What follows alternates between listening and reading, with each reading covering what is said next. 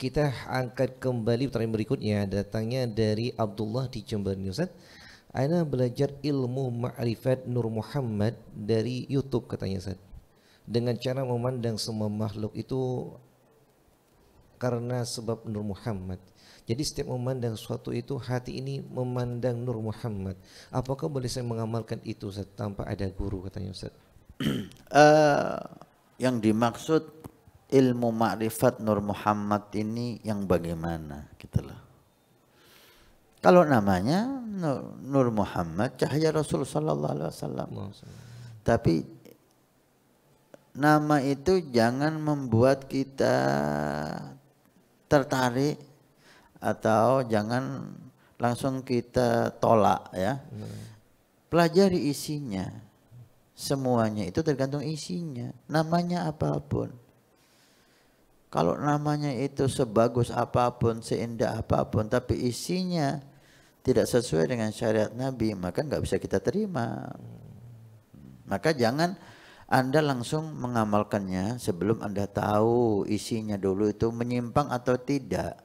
Kalau nggak menyimpang Anda bebas, silahkan.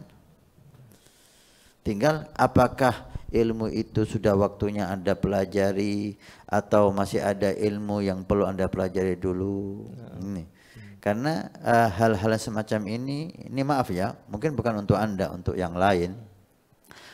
Nafsu ini lebih condong. Kadang-kadang orang belum tahu cara sholat yang benar, belum tahu cara wudhu yang benar, belum tahu bagaimana kita ini membersihkan hati kita. Ini kan fardu ain, ya. Sifat hasud, sifat sombong, sifat iri, sifat dengki. Gimana ini cara menghilangkannya? Ini fardu ain, nggak bisa tidak. Seperti hanya tahu cara wudhu, cara sholat, cara puasa Ramadan dan seterusnya, gimana kita juga tahu cara membersihkan hati kita. Ini yang wajib. Kadang-kadang diabaikan ilmu ini, lebih tertarik dengan ilmu hakikat, ilmu ma'rifah. Bukan ilmu-ilmu itu tidak penting, ilmu itu penting pada waktunya. Ilmu itu hakikat, ma'rifat sangat penting. Karena itulah buah daripada syariat. Itu buah. Itu hasil daripada syariat. Itu penting, tapi pada waktunya. Nah, kalau belum waktunya, kita meloncat. Sehingga nggak akan kita dapatkan itu. Kalaupun kita merasa hebat, itu tipu daya syaitan. Berapa banyak hal itu terjadi. Ya? Bukan Anda yang saya maksud, tapi banyak orang-orang awam yang meninggalkan ilmu-ilmu syariat yang wajib, dia lebih condong ke ilmu tauhid, wahdatul wujud, Nur Muhammad seperti ini dan seterusnya. Oke.